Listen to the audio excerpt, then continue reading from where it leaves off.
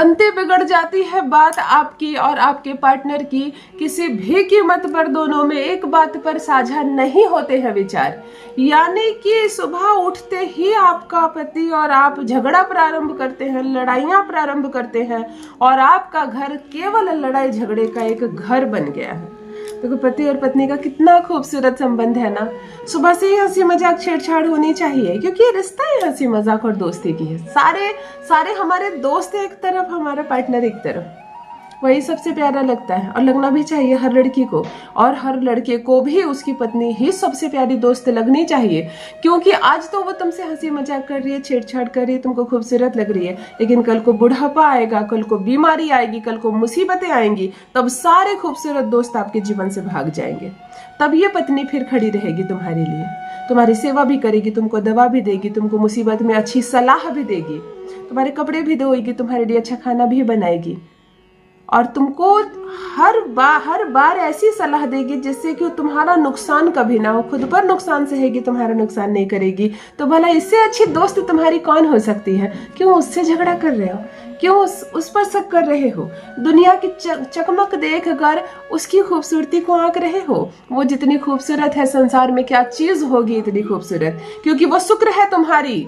पति और पत्नी में सामंजस्य होना ही चाहिए, दोस्ती होनी ही चाहिए, वही घर सुखी है। जाकर उस घर में झांक कर देखो जहाँ पतियों को बाहर वाली औरतें अच्छी लगती है, उसकी पत्नी अच्छी बात करती है, उसकी पत्नी देखने में अच्छी लगती है, उसकी पत्नी ज्यादा कमाती है। ऐसा सोचने वाले पति की अवस्था जाकर देखो। और भले थोड़ा कम कमाते हो, जो पति विश्वास रखते हैं अपनी पत्नी पर, बात करते हैं उससे सही मुंह से, सम्मान देते हैं, साथ रहते हैं, उसके घर को जाकर झांक कर देखो। अवस्था तुम्हें खुद ही समझ में आएगी।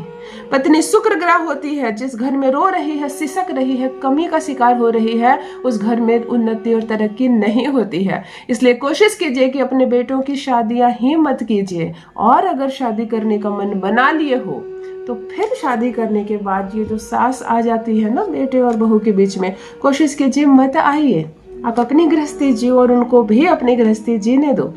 नई लड़की सब कुछ छोड़कर जब आपके घर आई है तो वो अपने दिमाग से अपनी गृहस्थी अवश्य चला लेगी। उसे ज्यादा बताने की जरूरत नहीं पड़ेगी। आप माँ हो उसकी, तो माँ की तरह केवल देखभाल करो। गलत बातें हो तो तुरंत उसको सही करो, सही दिशा दिखाओ। तुम्हारा भी मान सम्मान बढ़ेगा और वो भी जिएंगे। यदि कहना नहीं मानता है आपका पति, बात बात पर झगड़ा करता है आपसे, दिन रात लड़ाइयां हो रही है, या दूसरों की बातों में आकर आपसे लड़ रहा है, झगड़ रहा है, तो आज का प्रयोग आपके लिए। मैं कहती हूँ एक चीज अपने कपड़े में केवल छुपा कर रख लेना, बिगड़ी बात बन जाएगी। जो बात नहीं करता है वो दिन रात तुमको इतनी बात करेगा कि तुमको भागना पड़ेगा उठकर। कुछ लड़कों ने फोन को ब्लॉक करके रखा है। तुम मायके में रहती हो, वो अपने घर में रहता है, तुम्हें एक कॉल नहीं करता है, तुम्हें एक कॉल नहीं करता है, और तुम जब ज्यादा कॉल करती हो तो ब्लॉक कर दिया, ताकि तुम्हारी आवाज उस तक ना पहुंचे, ताकि तुम क्या स्थिति में हो उसको समझ में ही ना आए। तो ऐसे भी रिश्ते में जब रिश्तों की अवस्था इतनी बुरी हो गई है, तब करे ये प्रयोग। पति केवल और केवल तुम्हारे ही चक्कर काटेगा, तुम्हारी ही बात मानेगा, पूर्ण रूप से रहेगा तुम्हारे वश में। जान लीजिए प्रथम मैं कौन हूँ। नमस्कार दोस्तों, मैं हूँ खुशबू सिंह। बहुत स्वागत, बहुत अभिनंदन करती हूँ आप सबका अपने YouTube चैनल ज्योतिष ज्ञान में। कैसे हैं आप और घर में सब कैसे हैं? मेरे कमेंट सेक्शन में जय माता दी, हर हर महादेव अवश्य लिखें, अपनी खैरियत मुझे जरूर बताएं। पढ़ती हूँ हाथ की रेखाएं, पढ़ती हूँ जन्म कुंडली, और आप कुछ न कहें तो आपका चेहरा भी पढ़ लेती हूँ। करम है, कृपा है ऊपर वाले की, प्रेम है आप सबका।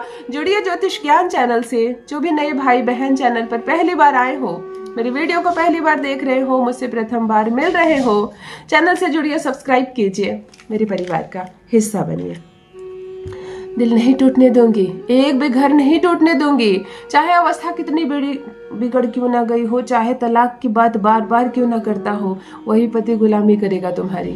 तो मायके में रहती हो तो सम्मान पूर्वक ससुराल लेकर जाएगा। नहीं होंगे लड़ाई झगड़े, नहीं बात बिगड़ेगी। उन बहनों की जिनकी विवाह नहीं हुई है और अपने प्रेमी से विवाह करना चाहती है, प्रेमी किसी भी कीमत पर विवाह से इनकार कर रहा है, वही प्रेमी जो अभी इनकार कर रहा है तड़पेगा तुम्हारे लिए। केवल तुमसे बात करेगा, इतने फोन कॉल करोगे। अभी तुम उसको फोन करती हो तो वो नहीं आ रहा है ना, आना नहीं चाह रहा है, बात को टाल रहा है, तुम कहीं और विवाह कर लो, इस तरह की बातें कह रहा है, अभी मुझे थोड़ा समय और चाहिए, अभी मैं तुमको उतना नहीं समझ पाया हूँ, विवाह एक बड़ी जिम्मेदारी है, अभी मैं इस जिम्मेदारी नहीं उठाऊंगा। इस तरह की बातें यदि प्रेमी बना रहा है आपके लिए, तब करते हैं एक ऐसा प्रयोग कि सीधे बारात लेकर आए, सीधे बारात लेकर आए और तुमको दुल्हन बनाकर लेकर जाए। ध्यान से सुनो, पूर्ण विश्वास के साथ करना। तुमको 1 डिबिया केसर की चाहिए, 1 डिबिया केसर की ले लेना और 7 लौंग ले लेना। दोनों वशीकरण शास्त्र में अद्भुत स्थान रखते हैं। किसी को भी अपनी ओर खींचना हो, वशीकरण करना हो, अट्रैक्शन जिसको कहते हैं, इसका प्रयोग के लिए आपको लौंग और केसर साथ में बहुत कम जगह इस्तेमाल किया जाता है। मतलब 30 सेकंड के अंदर यह वशीकरण चमत्कार दिखाता है। केवल 30 सेकंड के अंदर जिसका नाम लेकर करोगी वो तुम्हारी बोली बोलेगा। जिसके भी नाम से यह वशीकरण तुमने किया वह तुम्हारी बोली बोलेगा। तुमको अपने कपड़े की किसी भी कॉर्नर पर, दुपट्टा पहनती हो दुपट्टे के कोने में साड़ी डालती हो, साड़ी के आंचल के कोने में तुम्हें डिबिया से सारे केसर निकाल कर कपड़े में डाल लेना है। अपने कपड़े के कोने में, तुम जो कपड़े पहनी हो ना, ऐसा कोना लेकर इस कपड़े के कोने में डालना। बात अच्छे से समझ लो। और इसी पर 7 लौंग डालोगी, लेकिन लौंग एक एक करके डालना। प्रथम केसर की एक चादर बनाना, इसको चादर ही कहते हैं। अपने कपड़े पर केसर की एक चादर ऐसे फैला देना, 1 लौंग उठाना, पति का नाम लेना, 1 बार फूंक मारना, इस पर रखना। दूसरी बार फिर उठाना, दूसरी बार पति का नाम लेना, फूंक मारना, इस पर रखना। इस प्रकार 7 लौंग 7 बार पति का नाम लोगी, 7 बार फूंक मारोगी और इस पर रख दोगी। और इसको मोड़कर तुमको एक पूरा गांठ बना देना है। इसको पूरा एक गांठ ऐसे लगा देना ताकि केसर और लौंग अब ना टूटे, ऐसे हो जाए। ठीक है, इस तरह का एक गांठ अपने आंचल पर लगा लेना। अब तुमको इस मुट्ठी को हाथ में ऐसे पकड़ लेना है, मानो चीज को पकड़ लिए। पति की अनुभूति करना, उसको देखने का प्रयास करना, खूब प्रेम से, खूब विश्वास के साथ 3 बार कहना, नमो कामाख्या देवी, नमो कामाख्या देवी, नमो कामाख्या देवी। दूसरा बोलना है कामाक्षी, कामाक्षी, कामाक्षी। तीसरा बोलना है नमो कुरु, नमो कुरु, नमो कुरु। 3 बार करके तुम्हें तीनों बार 3 अलग अलग बार से नाम लेना है, यानी कि 9 बार तुम ये नाम लोगी। और उसके बाद इसको नहीं खोलना है। जो गांठ आपने अपने आंचल में बांधा है इसको नहीं खोलना है। 24 घंटे बीतने देना। पूरे 24 घंटे बीत जाए, आपको प्रयास करना है कि इस 24 घंटे के भीतर अपने पति से ज्यादा बातें करें, ज्यादा से ज्यादा संपर्क करें। अब जो लड़कियां मायके में रह रही है, पति ससुराल में रह रहा है, अब आप कहोगी मैं क्या करूंगी? आप ये गांठ बांधने के बाद पति की तस्वीर के सामने जाकर उससे भी बातें कर सकती हो, या फोन कॉल लगाकर। मतलब यहाँ संपर्क बढ़ाना है, ज्यादा से ज्यादा संपर्क करने की कोशिश करेंगे। और 24 घंटे ये आंचल में आपका बंधा रहेगा। 24 घंटे के बाद यानी अगले दिन, आप शनिवार को ये प्रयोग करते हो, संडे के दिन आप इसको खोलेंगे और ठंडे पानी में विसर्जित कर देंगे।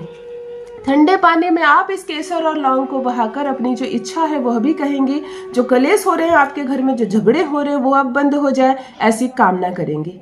यह वशीकरण केवल 30 सेकंड में काम करता है। आपने जिसका भी नाम लेकर किया वह गुलामी करेगा आपकी। करके देखिए, अपना अनुभव मेरे साथ भी अवश्य साझा करें। रखिए अपना ख्याल, रखिए अपनों का ख्याल। बहुत बहुत धन्यवाद।